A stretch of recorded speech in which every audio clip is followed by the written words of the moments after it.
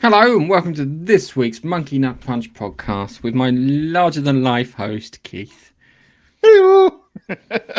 You're almost nice this week. I mean, I know I was like to say something. There. I was, and then I was like, no, I need to be rude. It'll throw him if I'm nice, and he'll be stuck for the rest of the episode.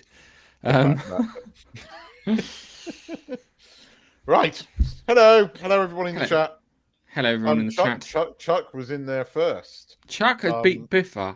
I'm Biffa. You're slow, man. You're usually really quick. Yeah. I want Coast to Coast's in there. Hi, Bill. Hope you're getting better, mate. Oh, he's had an operation, so he's...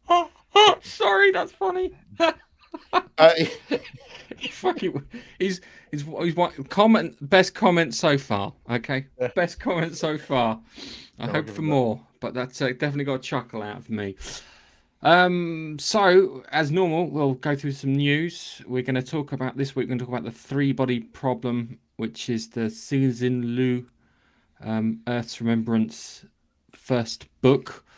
And then we will then talk about we'll cover that, then we'll talk about Harry Potter. So we'll do the news first, and we've got 5 things to go through on the news because it was quite busy this week for stuff. And to be honest, one of the things we both agreed that we wouldn't talk about. I wonder what that one could be. Anyway, we will I think we should move into the first one, which I've got to think. We still haven't sorted any bumps out, so that's a word's too much for you, then you should follow us on Instagram. We put pretty pictures out. Thanks.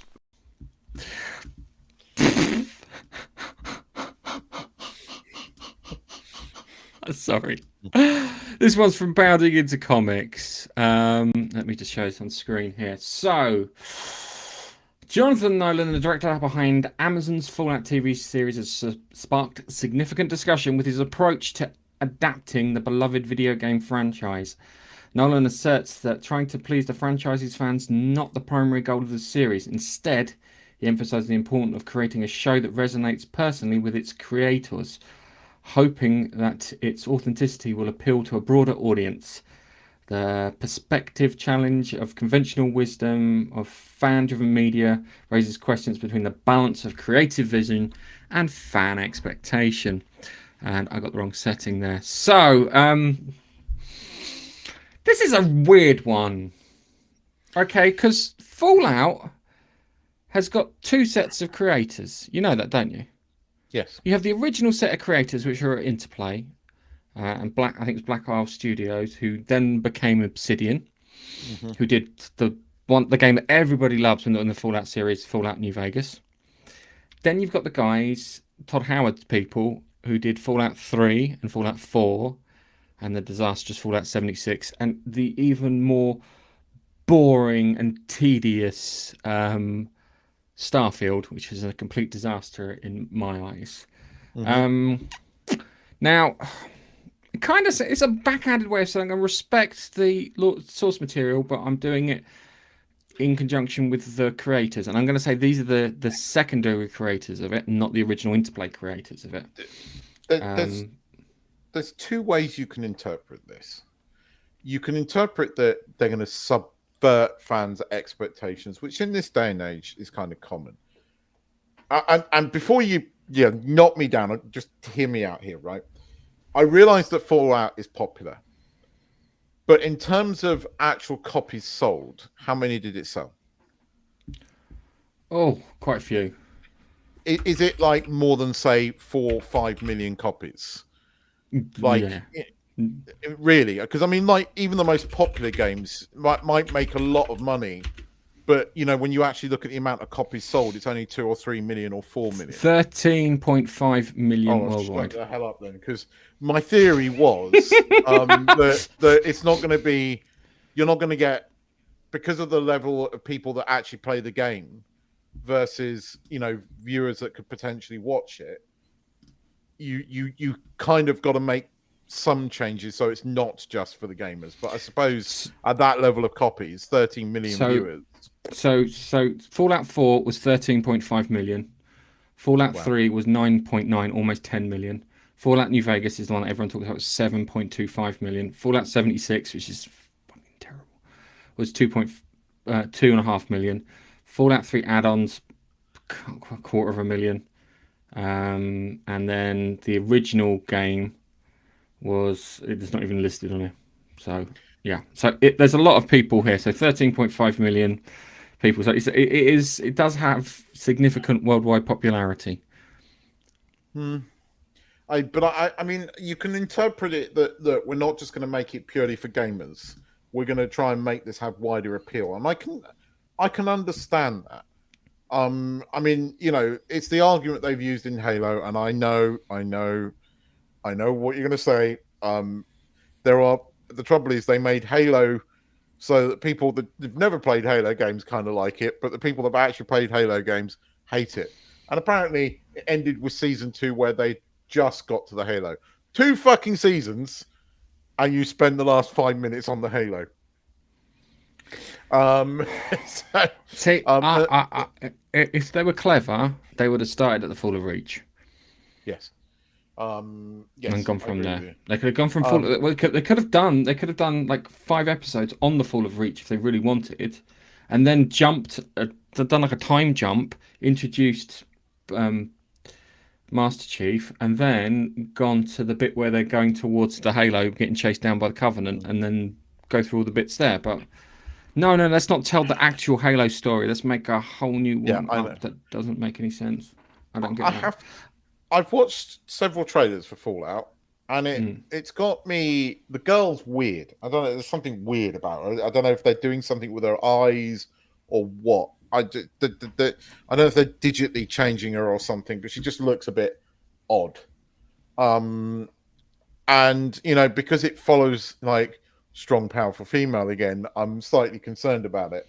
And when I saw this, I was slightly concerned about it, but I've heard people say, like, you know, you can't just make a computer game adaptation. You have to have wider appeal because the gaming market is niche. Arguably, 13 million right, is hold not. on, Hang on. Arguably, the 13 million is not niche. So right, just let me put something in perspective. The gaming industry is bigger than the movie industry and the music industry combined. It is in terms of money that it makes, but that's because you pay 70 quid a game. You don't spend that on a movie ticket. So in terms of if you take your family to there, by the time you bought popcorn and stuff. In terms of bums on seats, it's not as big as the movie industry. In terms of revenue, hell yes. Yeah, but hang on. If you in terms of the attention economy, it's higher for video games. Think about it. A movie lasts what, say, 2 hours? 2 hours? Yes. Game lasts 10 to 100 hours. Yeah, you pay, you know, paying Spider-Man 2 for over 2 months. God, yes. And I agree with you. But again, when you're trying to make this into a TV show, be it on a streaming service or something, it has to have broader appeal because there's going to be people out there that have never played Fallout, right? I've never played Fallout, but I know what it is. But the trick is to build and flesh out the world so people understand it. Not to disregard it all and put your own stuff in there.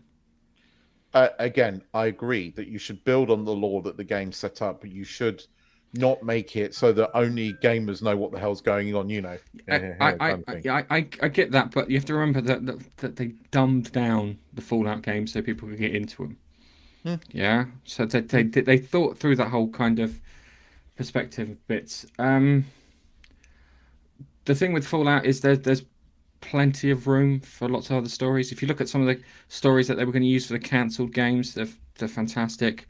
There's a, what do you call it? There's a H.P. Lovecraft end of the world Cthulhu mythos that runs through all the games.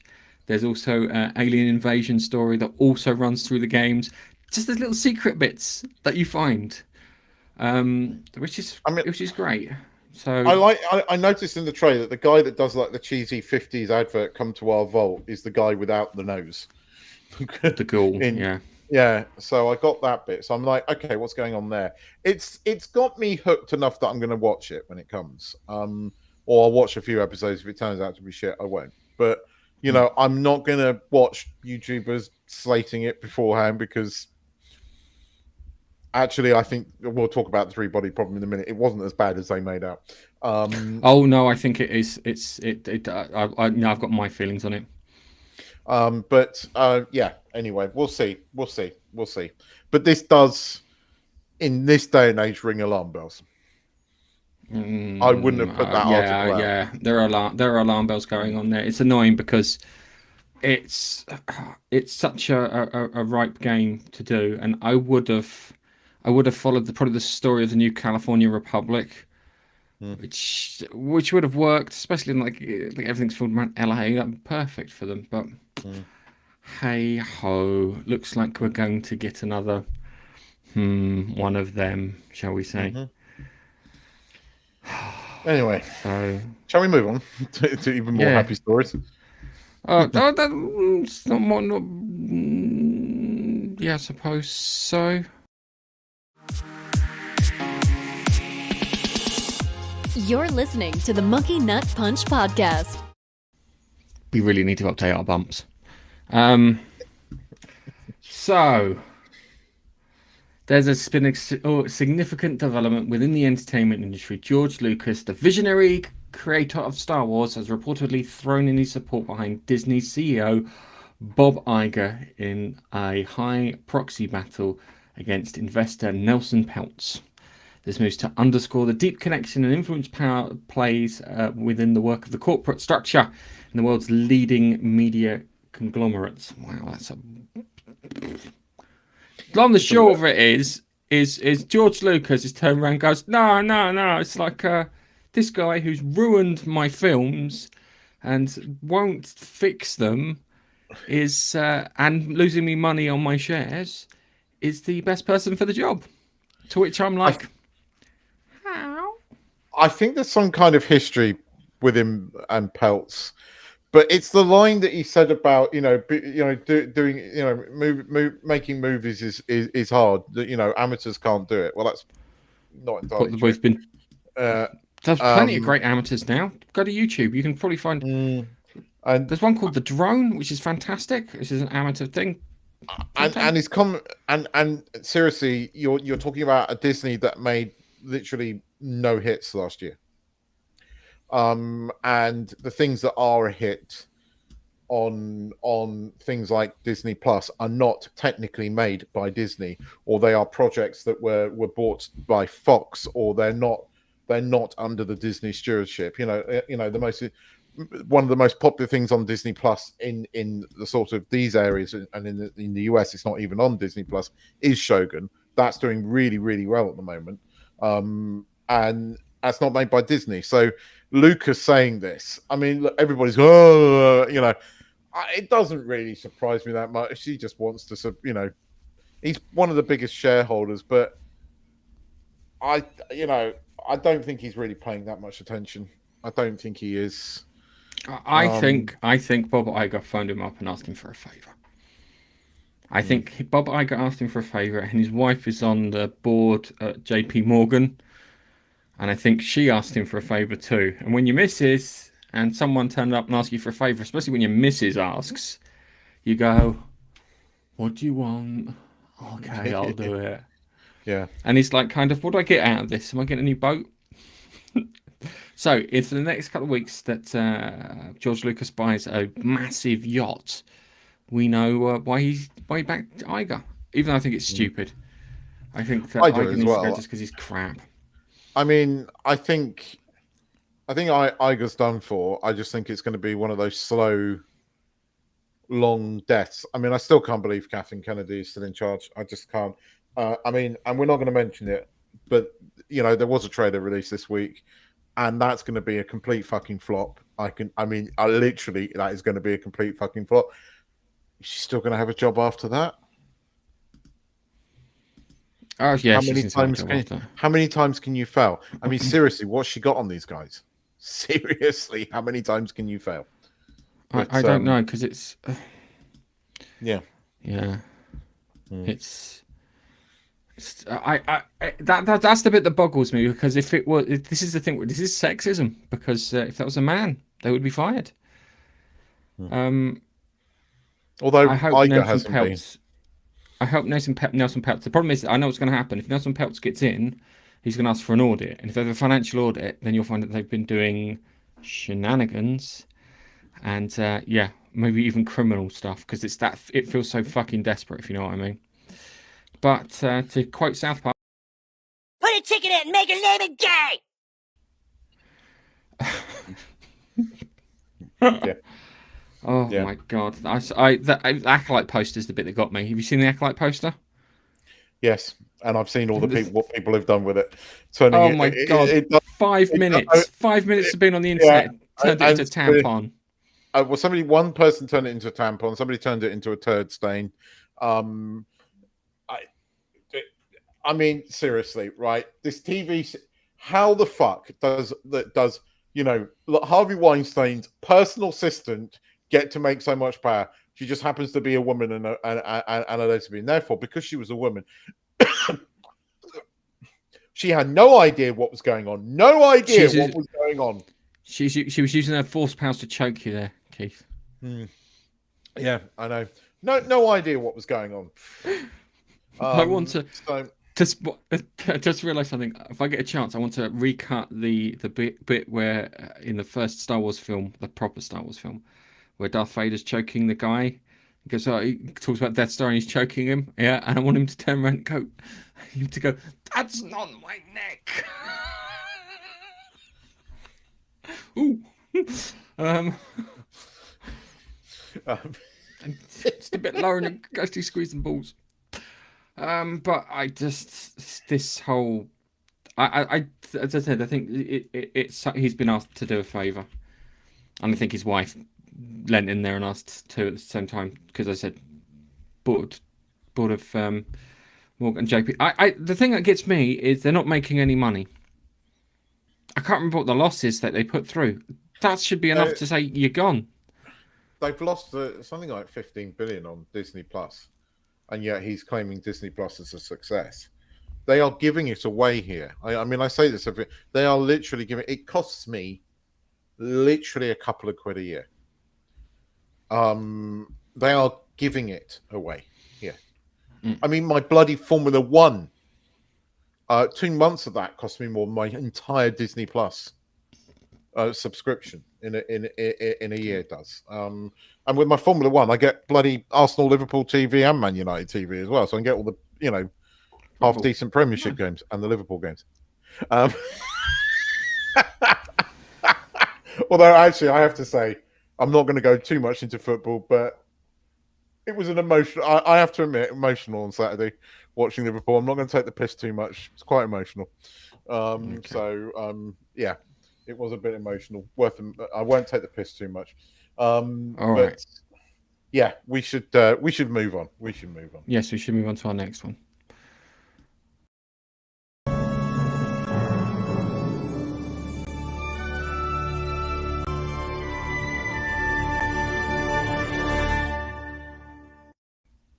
You still owe me 2 t-shirts, Keith. So, Aaron Taylor Johnson has been at the centre of the James Bond casting rumours, especially after a report from The Sun claimed that he'd already received an offer for his iconic role. As the current favourite amongst the bookies, Taylor Johnson's potential casting has outpaced the other rumoured contenders like Henry Cavill, oh my god, Ray, John Page, Idris Elba, Richard Madden, Sam Hughes, and Bill Bailey. The development comes after fans have eagerly been awaited to know who will be filling the shoes after Daniel Craig's departure in No Time to Die. I want Bill Bailey. No, you see, I mean, I'm taking the piss because he's married to some much older woman, and apparently he's a vegan and eats lots of kale and everything. But actually, I've got to say, right, he was quite good in Bullet Train. He was quite good in Bullet Train, and he Yes. definitely kicked some fucking ass. I'm just not sure. All right, ladies, yay or nay? That's the litmus test. Yay or nay? I think Because he's too young. He comes across as too young. Look at him in that picture. He looks like he's 20 something. I mean, Bond's in his he comes 40s. across more. I mean, have you seen Bullet Train? Yeah, I've seen Bullet Train. I thought he was quite good in that. I thought he didn't look too young in that, but he was a bit Mm. in the to coin a line that was against Idris Elba. He's a bit street in that. He's a bit Cockney. He's a bit white Yes, boy. he is. So I don't see Bond there. But I don't know. There was part of me that wanted to see Idris. I know. Look, at least it's a man. And at least it's not bloody. What's his face? I'm sorry. I really didn't like him at the end. I don't know. Is the honest answer. You've got to do something new. You've got to make sure that you do. You've got to keep the fantasy edge to it, because the way Bond worked. And this is going to sound misogynistic, but it's not. It's true. Women want to be with him. Men want to be him, right? That was why Bond was always so popular. It's true, whether you like it or not. I know it's not politically correct to say it, but it's true, right? So it's still got to have that. Yes, okay. The sense of Bond girls not, just being there to be, shagged. Yeah, that can change. We can have more heroic, more sort of like, it works because you don't watch like Mission Impossible. Hayley Atwell worked very well alongside thingy. So you Tom can Cruise. do that kind of thing, but don't fuck with it too much. And for God's sakes, don't kill him again. Just don't. You kill him off screen. I'm gonna be honest with you. They ripped off the Metal Gear Solid plotline. He had a virus which was Fox Die that affected only specific people, which was the same as Fox Die. The US military were going to bomb the island because they had full of nukes and stuff like that, and then had to stop it. The only thing they were missing was a bloody chase down a thingy. A guy called Liquid Snake. Sounds like a bad kebab. But it's. Yeah. Go on. Sorry, you were going to say. I was just going to say, apparently he has received, according to The Sun, which doesn't make that fucking legitimate, part of my language, he has received a formal offer from Eon Productions. But he hasn't said he's accepted it or not. And they haven't said he's accepted it or not. Plus, they're planning on doing the next film at the end of this year, not the beginning of this year. Yeah, they haven't made one because let's forget the last one was pre-COVID and then it got delayed. But it should have come out like 2020. So we need another Bond film. I mean, we've had enough of a gap now that we need a new Bond film. How you do it? I mean, again, I loved Judi Dench as M, and I'd love to see another sort of character like that. Judi Dench is still one of my favorite M's. I mean, I love that fucking. I think it was Tomorrow Never Dies, where she turns around to her partner was in that comedy with her. And she goes, "You don't think I've got the balls for this job?" I still love that line because only Judi Dench can get away with it. And again, I want to see that. So you can have your diversity because I think a female M, as long as she has that gravitas that Judi Dench does on screen, will work, right? But you've got to keep the elements of Bond that make Bond work. It is the ultra male fantasy. You've got to have the cars. You've got to have the gadgets, right? That's why Casino Royale was a good film, but it didn't have that much gadgets. Okay, it had the car. But, Skyfall works for other reasons. I was never a big Daniel Craig fan because he always bitched and moaned afterwards. Later, I'm hoping that he owns the part and he doesn't moan about it. In public, he owns the part. And look, I've seen a few pictures of him where he's got short hair. I don't think he's conventional. Time will tell. Ladies, who haven't ladies, Chuck. Joking. Ladies, Chuck. I couldn't resist that. Time will tell as to whether he's an attractive one. Craig never worked for me, really, but I do like Skyfall. And I did, in one way, like Casino Royale, but I want to see a little bit back to the sort of unbelievable kind of Mission Impossible, not comedic, but slightly, in between Pierce Brosnan and Daniel Craig could work. You want to see a Bond having adventures. Yeah, I want an escapist fun film. Adventures. Yes, I want an escapist film. I want him to be indestructible. I want him to have all the gadgets and all the cars and all the girls. I want all of that because it is the ultimate fail fantasy, and that's what makes a Bond film. You can update it slightly. You can have him alongside, female spy. Hell, you could have him working with a female spy, right? But they all did that. It's like, think about what's it? Tomorrow Never Dies. Yeah, some of the latter movies of Tomorrow. Michelle, you? Yeah, okay. But they did start doing that as the films got more modern. But, there's people still pushing, we need a female Bond. No, because those are idiots. Those people who come out and say this are either saying it to virtue signal or they're morons. Because the whole point of James Bond is it's a male fantasy. Power fantasy, add that in there, please. Yes. And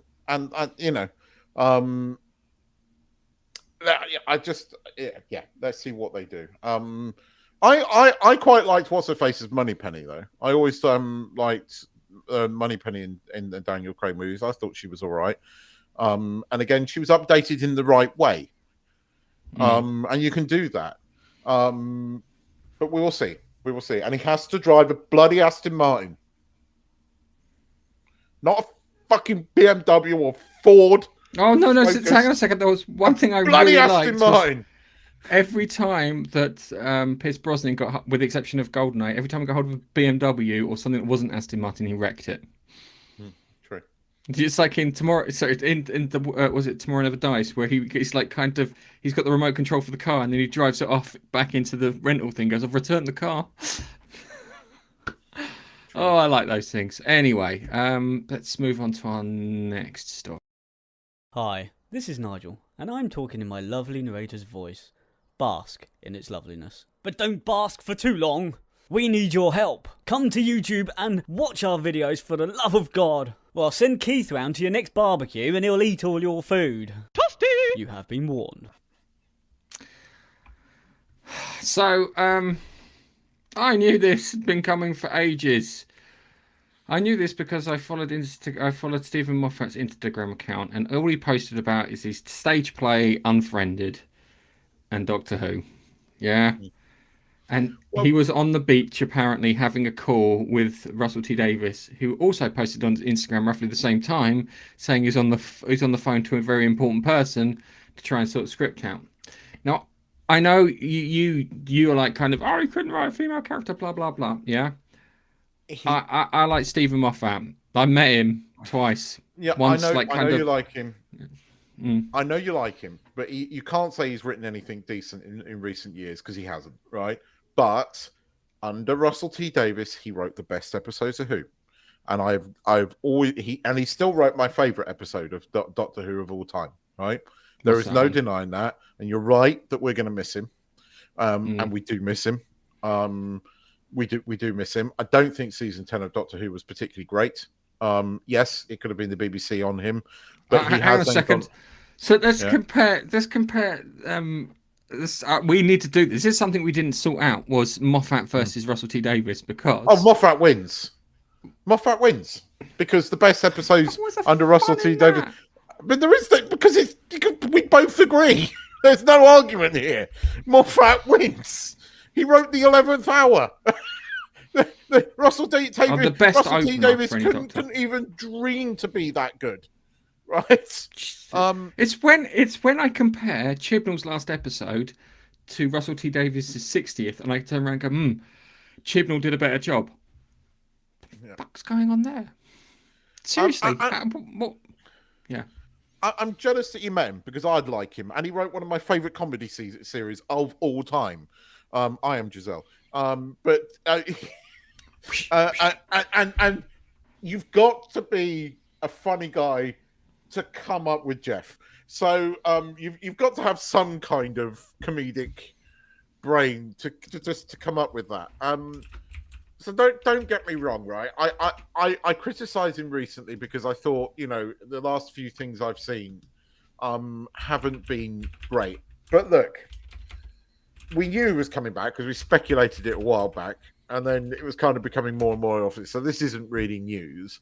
They've released a trailer, and for a second, when I wasn't really thinking, and I'd forgotten about the 60th, and I watched it, and I went, and they're blatantly sort of trailing some kind of leading story going on throughout. I went, then I remembered the 60th. I went, no, you're hooking me in, you're conning me in, and that trailer is a con. It's a bloody good trailer, right? It is a good trailer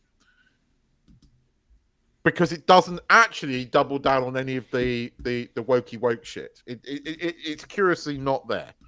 So it's hooking you in. It's hooking you in. And maybe Disney Plus has listened. I don't know who has listened. Maybe the BBC have listened, but the trailer is it's a better trailer. The second time round, you're going to be, oh, you bastard. See, that's my missus talking to him. She goes, quick, get up. Can we talk to him? And then she's like, quick, get a picture. I'm like, oh. I took that shite picture. But yeah, twice, by the way.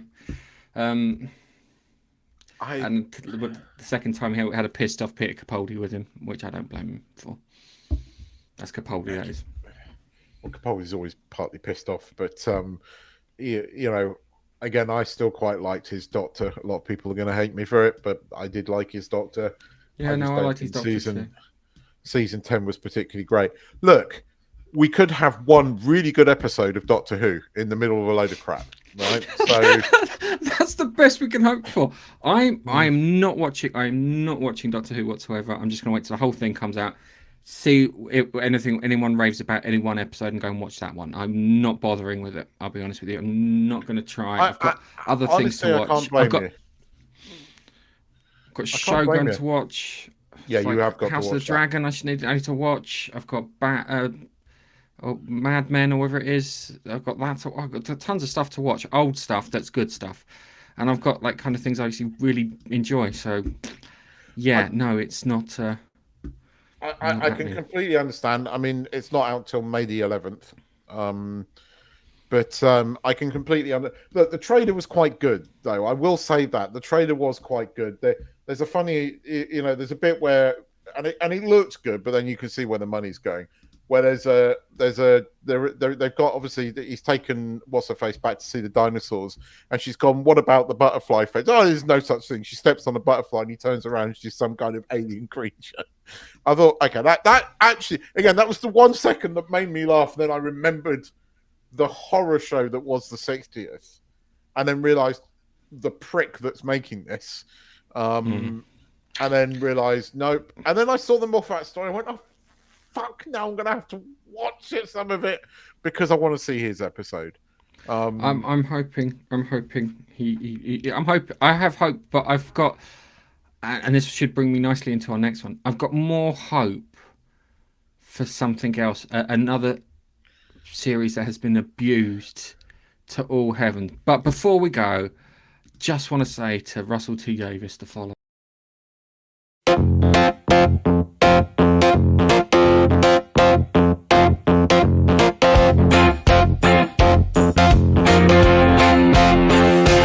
You're a cunt.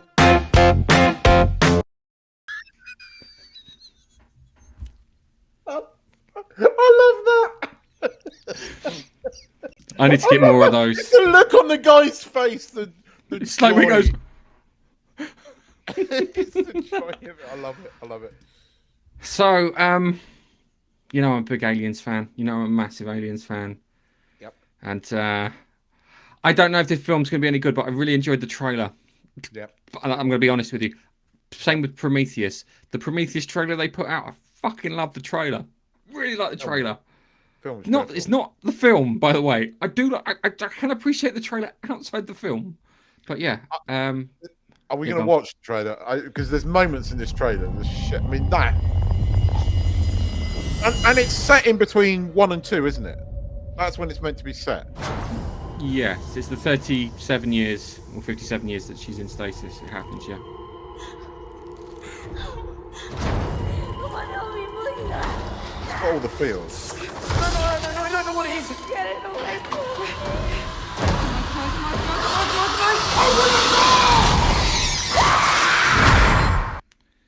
Just want to say, there's a game called Alien Dark Descent, and the opening, you've got the alien coming out of a pod that looks just like that. It's being contained somewhere in there, so I don't know if that's got a tie in with that. Run. Oh, that is cool. That's that bit.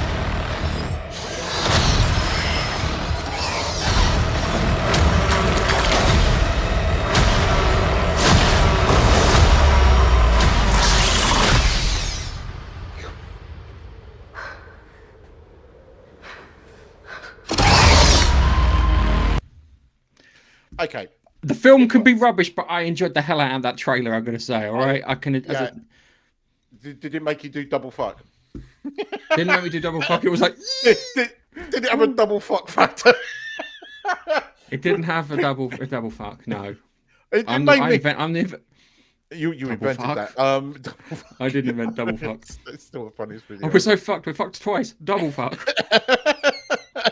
The face huggers fucking scared the shit out of me in that trailer. They scared the shit out of me more than the alien does. In fact, the concept of face huggers have always scared the shit out of me more than the alien itself, right? But in that, they move quickly. They move fucking fast. And you're like, oh shit, that they fucking scared the crap out of me more. And for that alone, this trailer was good. Yes. So yeah, Okay. no, I'm with you. I'm with you. That's... I could break the trailer down, because I might break the trailer down on my own, but it's so good. It looks so good. Is it going to be good? Might not be. I can live with that, but I enjoy the trailer. It gives the feel of the first two. The in between. It does. That trailer is good. There's a bit where they're running down the corridor, and it reminds me of the game Alien Isolation, released in 2016, I think. You made me play that. So, yeah. Yes. You made me play that, and it was a damn good game. Yeah. All right. So, let's... Actually, I'm going to put this in here. Watching the content so far? Why don't you leave a comment and join in with us?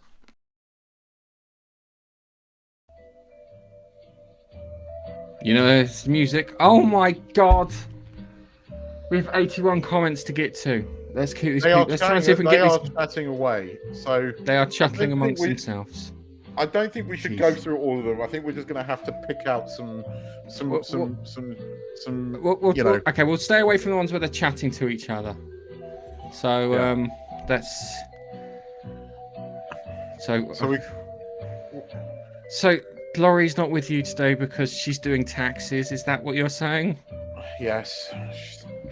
I hate that. We're British and we get taxed more than any other nation in the world.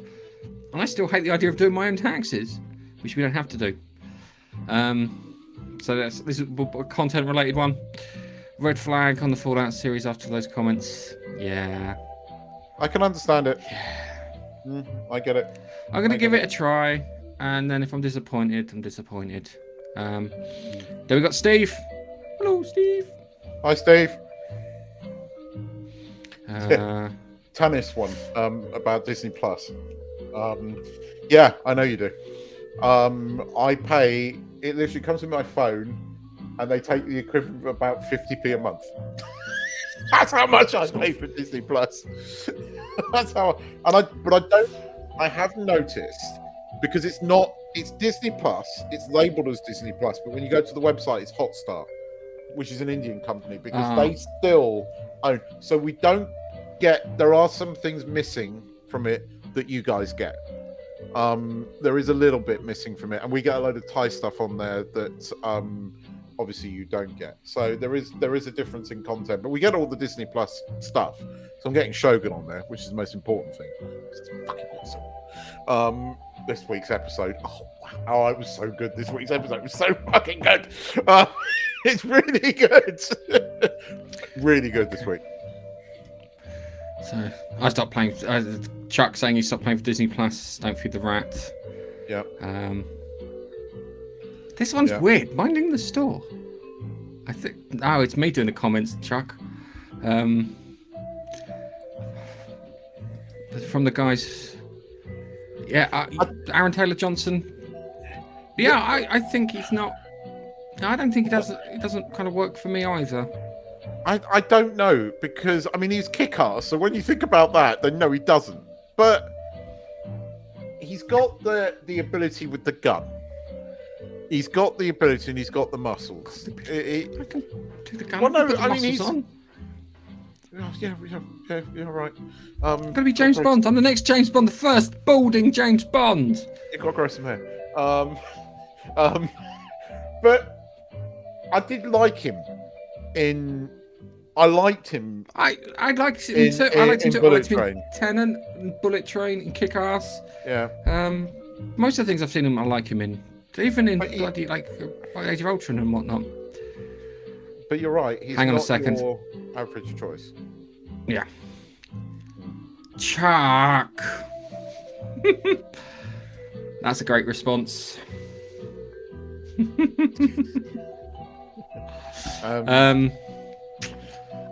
Yeah, Daniel Craig was a bit of a whiner. That's why. You have to Oh show a next God, comment. no! Yeah, I'm gonna click on this one. no! Oh, go on, press the button.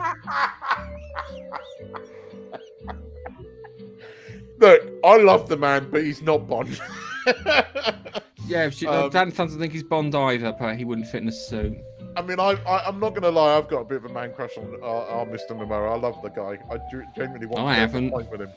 No, yes, because you. Hey, look. I won't watch those damn Twilight movies because she fancies that freaking what's his face, Taylor Hodgson or whatever his name was. Oh, okay. Yeah. So no, she does it to me as well. And the moment she's watching this Korean show, she's got the hots for this Korean dude. So I understand how you feel. I understand. I want to punch him. True. What's it? Is there a modern day Sean Connery?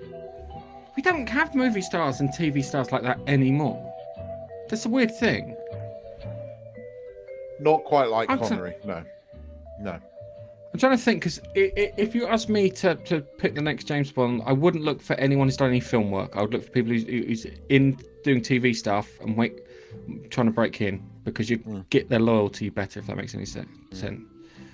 Yeah. That's a good point. That's Guy from The becoming. Gentleman. That's going to get a season 2. It's doing very, very well on Netflix. In fact, I think it was Netflix's most watched thing last month, or this month. This month we're still in. Sorry, it's the most watched thing, so it's doing well. The Gentleman.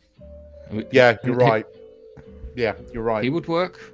Yeah, would. that would be one of my. I'd be looking at that. Be one of the first places I looked.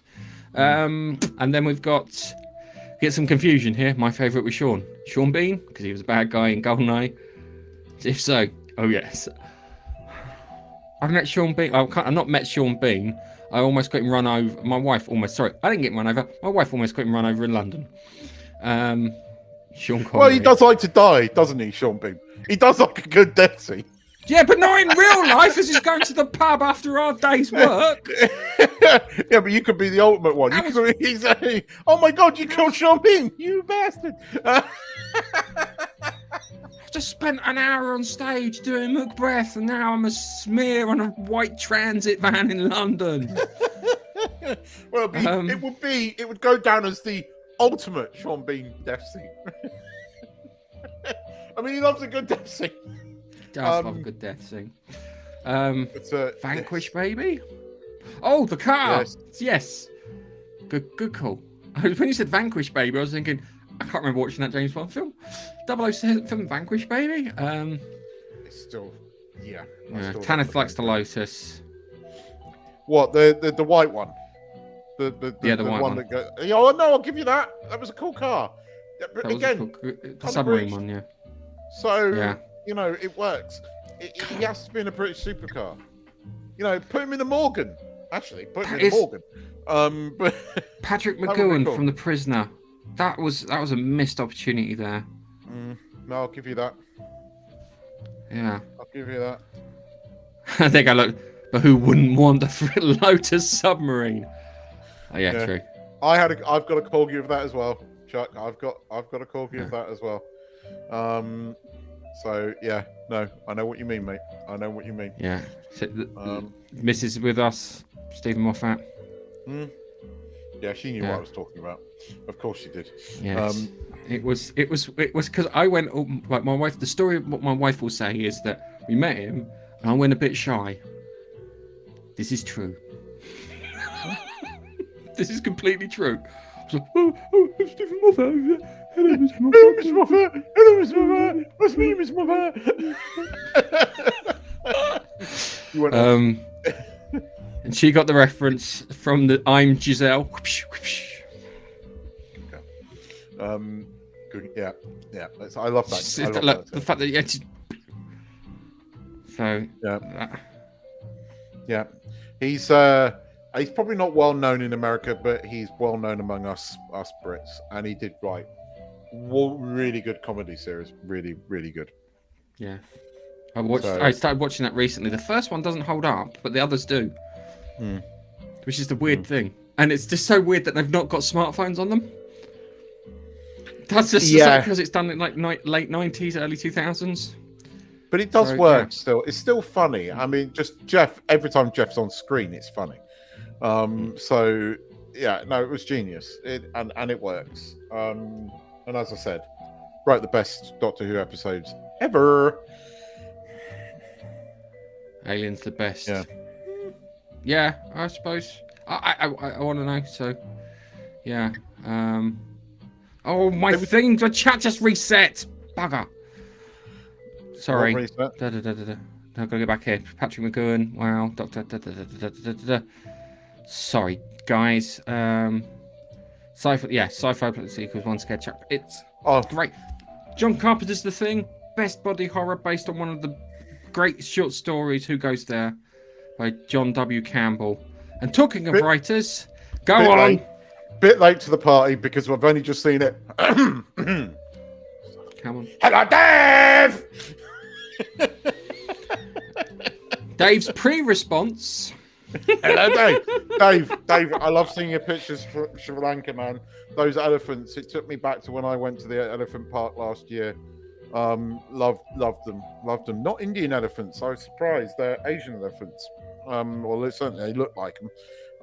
But that gave me some memories of my own trip. So thank you for those pictures. They were wonderful. Very jealous of you, sir. Yeah, and Chuck got in there with a hello, Dave. So, with that done, with our chat done, we'll put the chat away for a moment and we will move on to talking about Netflix's adaptation of the three-body problem. Now, the three-body problem is a reference to a science problem where if you have 3 stars in a star system, predicting orbits and stuff becomes near enough impossible. Yeah, so that's for the basis of it. But kind of starts off a bit murder mystery conspiracy sort of thing. You've got Benedict Wong, and I can't remember if he's part of the Wallfacer group. You've got like a group of the ones that are trying to stop them. They've added characters, changed characters, and put new characters into this. But I love Benedict Wong, and I liked him in this. And in fact, I liked his character all the way through. I just like Benedict Wong. He's always made me. I know. I like him. He kind of plays the same character in everything he does with various different accents. He's the same character. I just like the character. Yeah. They did have to make his son gay, though. Was he? Oh, yeah, he was. It felt fucking crowbarred in there. It really did. Yeah, you're right.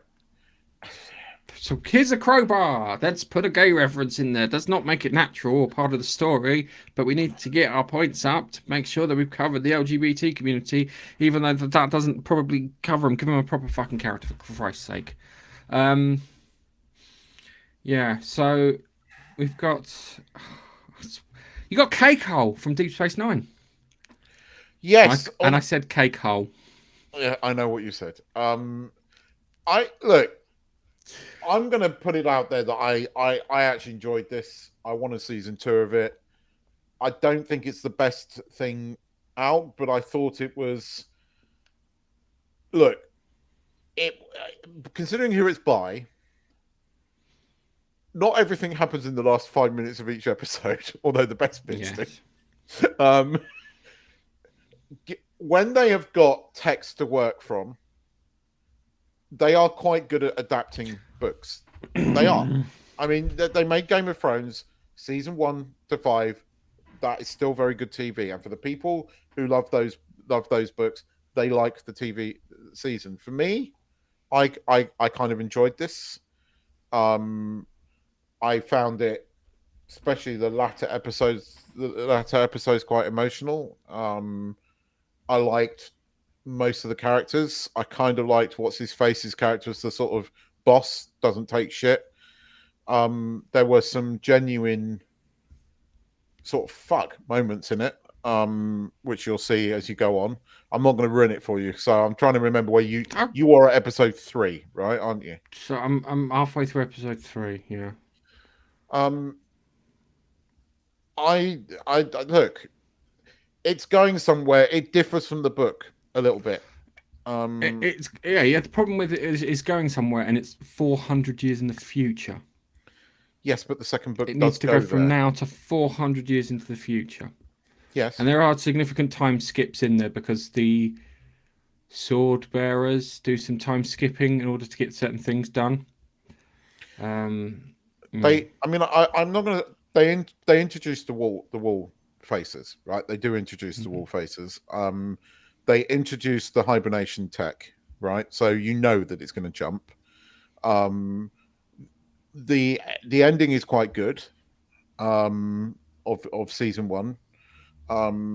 I think it could have done with 2 more episodes and spaced it out a bit and giving us a little bit more juxtaposition. You and I were arguing at the beginning about the thing that I found most interesting about this, and what I found refreshing, was that every time you see one of these alien contact things, it's always the West, and it's always the good guys, right? And we've never really gone there with, and there's a perception, be it wrong or right, or we don't want the Russians to contact them, or we don't want the Chinese, and it's a misconception. But what I found interesting from a psychological point of view was, what happens if somebody who is that fucking scarred is the person that makes first contact? And regardless of whether she's right or wrong, and she is wrong, there is a motivation that I can kind of understand. I don't agree with it because... Spoiler alert, the books series is called The Remembrance of Earth's Past. Just saying, remembrance doesn't end well. No, well... No, it doesn't! I don't know. If I've read the ending of the 3rd book, it's kind of middle ground. I don't know. No. It ends poorly for everyone. No one gets away. But I don't know if they're going to do that with this. I think they are drifting from the book in some ways. So, as a TV series, I thought this was pretty good, and it wasn't as bad as people are making out. Yeah, look, it's not perfect. It's not as woke as it could be. Yes, there is a very badly chopped in thing of making the son gay, and I'm not even sure why the son's in there at the moment, because he doesn't just so they could serve everything. Well, he doesn't serve anything narratively yet. The thing that I want to know if you noticed this, it suffered slightly from the same thing that we thought that the Jodie Whittaker Doctor Who suffered from, as in it doesn't feel big. It doesn't feel grand scale. It doesn't feel even when they reveal themselves and say, even when they reveal themselves, it doesn't feel global. And that's where I think it does fail. It doesn't have, you don't feel like 8 billion people have just discovered that there's life out there, and well, they're coming to fuck us over. Oh no, that happens later on in the books. Oh no, they in the TV series they've done the whole first book in the first season. That what do you call it? There is I think it might have been the second book. There's there's like 70 years of total fucking apathy from the entire planet, which I don't think they could cover in the first TV series. But they may cover it if they're doing time jumps and bits. But so I know that you liked it, but you're right. It does have that feeling. It feels like. Did you ever watch the War of the Worlds TV series that was done by Studio Canal and Yes. Fox? Feels Yes. like that. But the difference is, the War of the Worlds for that first 2 series at least is supposed to feel like that because everyone's been killed. It has that kind of that feel to it. Is it something to write home about? No. What I grade it? Probably good C plus. Depends on the execution towards the end. I'll be honest with I you. want to see what you feel like about it at the end. I like the ending, but I'm not going to spoil it for you. I liked the ending. I thought the ending was hopeful, and it was done well. I suppose I liked it because it got me thinking. I liked the fact that it wasn't the typical thing. I liked the fact that they did keep the whole Red Army thing in there and the revolution. I you look at this character, whether you agree with the motivation or not. I kind of understand it from a psychological point of view, and with my psychology cap on, and purely psychology cap on, I looked at it and went, "Oh shit," and that got me thinking, about science fiction. It got me thinking. I like something that makes me think, right? And this does make me think. Is it perfect? No. And I kind of agree with your summary of it in many ways. But look, it's infinitely more watchable than a lot of crap that we've had. It's not Game of Thrones. It's nowhere near Game of Thrones at its best. But it's interesting, and it got me thinking. And I like the fact that it got me thinking. It got me considering things. It got me thinking about things. What if somebody what would happen and that kind of thing. And I just thought it was an interesting concept. I know they brought out the fact that the Trisolarans, that's the name of the bad guys. I don't know what they fucking called them in a TV show. It's not the Trisolarans. Yeah. The Trisolarans have no concept of lying.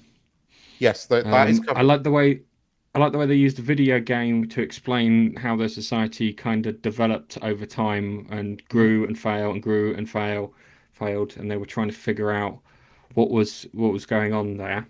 I like that. I like the fact they had League of Gentlemen characters in it, and they died I love horribly. that.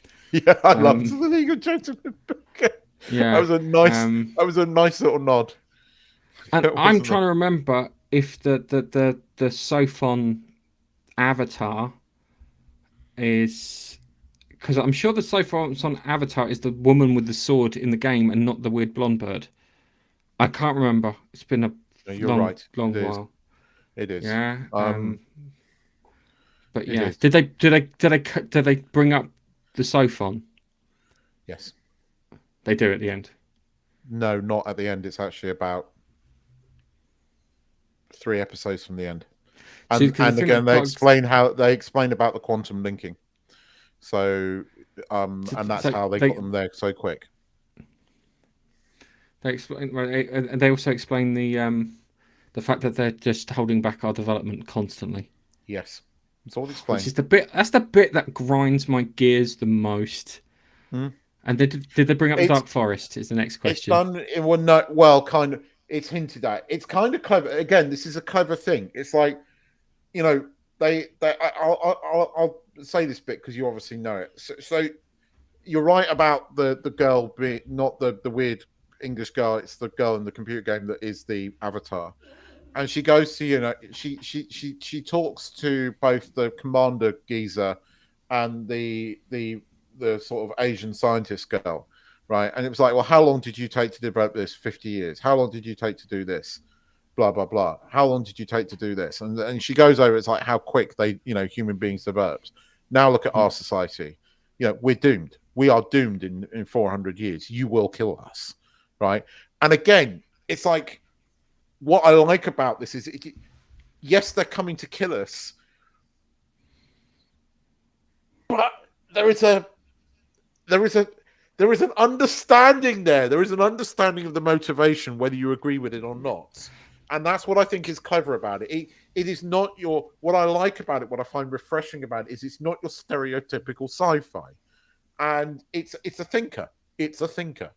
And that whole speech, again, is really good. I've got to go back and watch the final episode, because there's a bit with Keiko's character where she meets the scientist and she tells him about a joke that isn't very funny, but there's a hidden fucking meaning in there.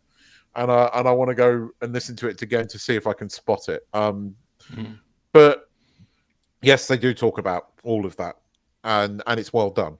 It is well done. It's done in a way that, look, we're fucked. You're going to develop that fast. You're just going to kill us. You're not going to let us live there. And we need somewhere to live. And then you've got to say, well, human beings have done the same thing. Humans have acted in this way. It's a thinker. It's not whether I don't agree with the motivations, but I understand them, and that's the difference. I don't agree with it, and I think it's wrong, but there is an understanding of why they are doing what they're doing. And in so many of these sci-fi things, you never really understand the motivation of the bad guys, or it's not that complex. There are complex motivations here that make sense. It's an intelligent sci-fi. It's a thinking sci-fi, and that's what I like about it. Is it perfect? No, but there is concepts that it deals with that are not typical sci-fi concepts or sci-fi tropes that you get before, and that's what I like about it. I think that's what I like about it. Wait until I get to the concepts of hiding in a puddle of four-dimensional space. Yes, I know. That's going to be blowing people's dimensions. Fucking noggins in there for that one. But and then the teardrop thing. Oh my god, they're going to get so upset at one point, Keith. You really are. I know. I don't know if they're going to do everything. I don't know if they're going to do... Oh, no, they have to do the teardrop part. Okay. You know what I mean with the teardrop? I know what... I've read the Wikipedia premises of the other two books, so I know what you're talking about. Oh, yeah, we're fine. Again, it's an interesting concept, because when you think... when they're talking about, like, the other races, spoilers... again, it kind of makes sense because you look at human nature, you look at what goes on in nature, you're like, yeah, it's not entirely impossible, is it? And again, it's interesting, and the alien concept of not being able to lie, yeah, that's covered. That's very much covered. Yeah, so, no, I kind of got to that bit with Price, Richard Price. Yes. Is it? I can't remember his name now. Yes. Yeah. No, it was interesting. Right. We should get onto our Harry Potter, the most controversial film so far. this is going to be one. This is going to be the one. This is going to be the argument. This one. Go on, kick it off. Give us a bump. Right. So this is where Harry Potter starts for me. I don't count those first two films. They don't really make any sense. Michael Gambon, I like as Dumbledore. You were going to go and there. The best, I always have to go there because you're such a Richard Harris fan, and I'm like, seriously, you want someone who looks like he would beat Voldemort to death if he gets a chance, and Richard Harris didn't look like he'd do that. And there's when we get to Order of the Phoenix, there's a couple of scenes in there where you're like, yes, he's pretty fucking kick-ass as a wizard. But we start off. Alfonso Cuarón stepped in to do the film, and now if you watch any of the back stuff, he turned around and said they hadn't sorted anything out. There was no geography, there was no layout. It was just this set here, this set here, this set here, and it had no kind of thing. So the first thing he did is he put all of that stuff in to make it run, which I felt was good. We've got Gary Oldman, Sirius Black, works perfectly. Yeah. You've got oh god, what's his name? Plays Lupin. I can't remember his name, but he works perfectly. Oh, it's annoying because he did that one in Sandman where he's in a diner. That's fantastic. Yes. Oh, I'm going to look up Oh, he his name. plays a psychopath just as well as he plays a kind professor. He works perfectly as Lupin. David Again, the casting. Fools. Yeah, the casting is Foolis. good. Yeah. The So casting is. they got the casting down, and there's some jabs between Snape and Lupin are great. Yes. Where it's like catches him in the corridor late at night, and he's like kind of, "Oh, Mr. Lupin, are we out for a stroll in the pale moonlight?" And it's great because no one knows, but he's having a fucking little jab at him there. And, Snape is what's his face as Snape is on form in this movie, right? And I watched it again today. The first time I watched this film, right, because of all the changes, it took me out of the film. So the first time I came out of this film, I felt very disappointed by it, and I've never been entirely able to shed that. I know what you're saying, and it is not Alfonso's fault that they didn't properly map it out. That's what the studio should have done. They knew they were making 7 films or 8 films in the end, but they knew they were making this length of films. They should have mapped it out, but because they didn't, that really bothered me. But there are things in this film that I just don't think need to be there. The Fegheads were just a bit. You never see them again. They're in there in the bus.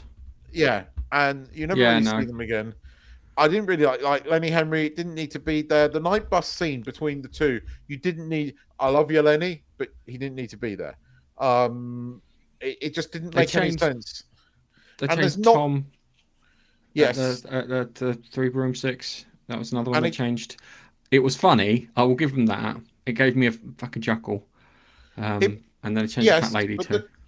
The casting of although Dawn French is the fat lady, but again they changed her. The casting of I can't even remember his name, but as Fudge was good again, and it works.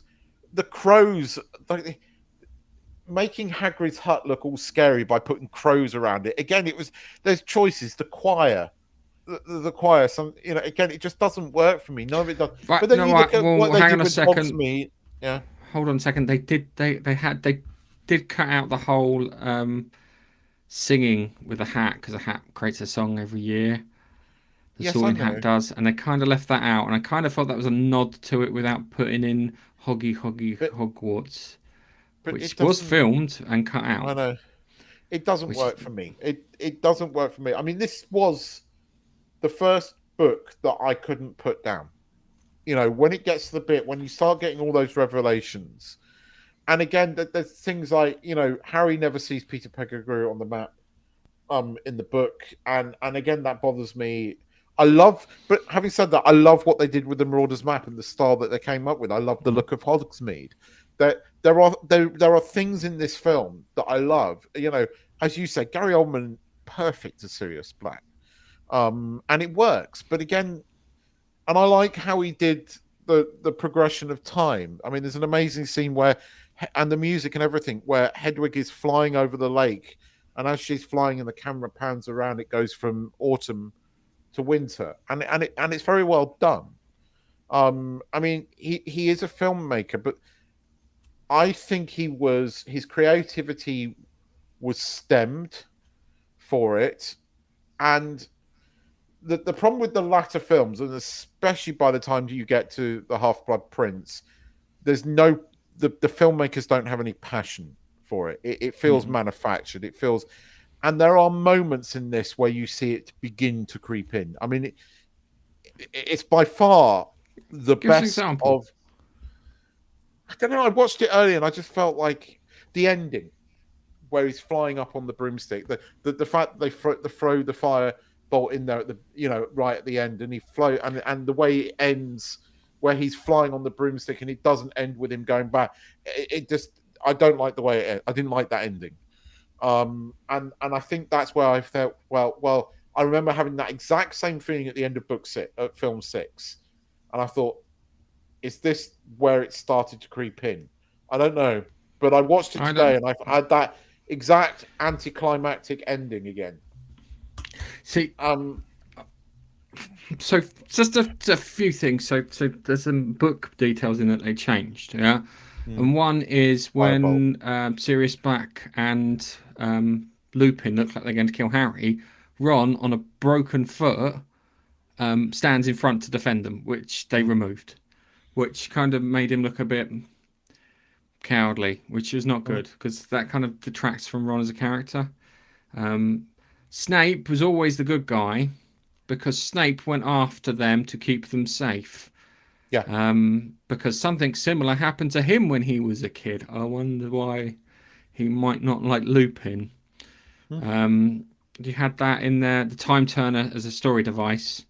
Terrible story device. And I love the fact that she had to go, no, it was a shit idea actually, because it kind of undoes a lot of kind of things. And then she got rid of them. I think it was after the battle of the battle at the Ministry of Magic and the Order of the Phoenix. But I like the film. The film, you watch the film. It has a good feeling. It's some mystery behind it, some revelations behind it. Characters are all done really well. Pacing is fine. Editing is fine. Okay, they cut the fact that Harry got the firebolt at Christmas, and then they had to check to see if it was cursed for ages. So it's like, oh, let's use it. It's like, no, it could be cursed. And then what was the other one? Oh, the fact that Crookshanks is talking to Remus. They cut that bit out too because Crookshanks is looking for the rat, Peter Pettigrew. I agree. Look, it probably is my favorite book in terms of it's the book that I stayed up reading all night. And I remember, and I could put the other books down and come back to them. But this book, I never could put down. And I had very high expectations for the film, which for me didn't meet it. Now, look, this is a me problem. It's probably down to my OCD a bit, but it took me right out of the film, and I've never been able to shake that. What you said, if this was the first film, fine. There are things I think Hogsmeade is great, and I like that, and I enjoy it much more now. And out of all of them, it's probably my favorite of the early films now. I kind of like 4 as a film. Four is. Do you want to hear something funny? Four was my favorite film, and it's the worst adaptation. It is the worst adaptation out of all of the stories. I agree, but it is. But 4, it does start coming in the manufactured feeling, and this is why I hope that the TV series can correct all of this. Look, I love the books. I like all of the books. I love the books. They are amazing books, and if I ever get a kid, I want my kid to grow up with those books. I love them. I love the world of Harry Potter. I still do. We're always going to disagree on certain things, but we're always going to agree that we both have love. I love it. I love the world that it created. There are things that don't work for me in this film, but having said that, he is probably the best of all of the filmmakers to make a film. And you're right about what you said about the pacing, what you said about all the other things. You're absolutely right. And there are things that I love what he does. It just, I can't get away from things changing. And that's me. I know they cut out Circa Duggan in it. Yes, because there's a bit where Neville gives away the password, loses the passwords because you wrote them all down because you can't remember the passwords, and they replaced the fat lady with Circa Duggan. Sorry, do you know who he was played by? Circa Duggan. Who's that? Yeah, it was going to be Paul Whitehouse. I've seen clips of it, but I didn't. Yeah, it's Paul Whitehouse. It's Paul Whitehouse, and he would have been. Well, I've seen him. I mean, he is in a director's cut of it, I think, somewhere, because I've seen him as the character. There are clips on YouTube, you can find them. So you may have seen a few of them. That's where I've seen it. But yeah, because of that. It's a really good film. Lupin, very kind of sympathetic character. And it's the way they pull you one way towards the end. Oh my God, he's betrayed Harry. No, he's not betrayed Harry. Oh, thank God for that. Oh, hang on a second, he's a werewolf. Oh, he's going to try and kill us. Oh no, someone's saved us. Who saved us? And they do that. It's quite a lot of emotional toing and froing. which You makes see, it interesting. I remember you and I, when we first saw it, we had the same argument, but the one thing I remember taking out of the cinema, even though I had this disappointment from it, was I loved Lupin and I loved Sirius Black. Mm. And, seeing him in 5 fighting and his death on screen is even more tragic than it is in the book, because Gary Oldman just brings life to that character. And it's the same with Lupin. Those guys really, really brought those characters to life for me in a way that I don't think any other actor could. Again, I can sit here and I can nitpick the film, but for the most part, the casting of these films is brilliant. I mean, Helen Bonham Carter later on as what's her face, fucking genius casting, utter genius casting, and it's the one thing I can't fault throughout all the films. Casting was perfect. But I think we're going to peak next week in terms of enjoyment of the films. We're going to peak next week. You think? Then we're going to start going downhill. I don't think it. I think it kind of. I don't think it peak. I don't think you peak and go down. I think it peaks and levels off, and that's the problem. Because when you go up and it levels off, it doesn't feel quite right. If that makes any sense. I kind of like the 7th film because it's a true adaptation of the book. The 7th film actually adapts the first part of the book very, very well. We will come back to that. It's the second fucking film that doesn't, you will find out what really bugs me about that, because it's one of my favorite moments in all the books, and they didn't do it, and it annoys me, and the TV series better bloody do it. Well, if you're talking about Harry and Voldemort mouthing off in the Great Hall, nope, that's not my favorite. One of my favorite moments. That's not the moment that goes. I will not mention it on screen. I'll tell you off screen, because I want to mention it when we get to it in the thing. But I will say that I liked it more watching it again today. I don't like the fake heads. I don't like the bloody crows around Hagrid's hut. I don't like the way they made Hagrid's hut feel cold. You can make the moment feel cold without making the hut look. Hagrid's hut was always a warm place to go.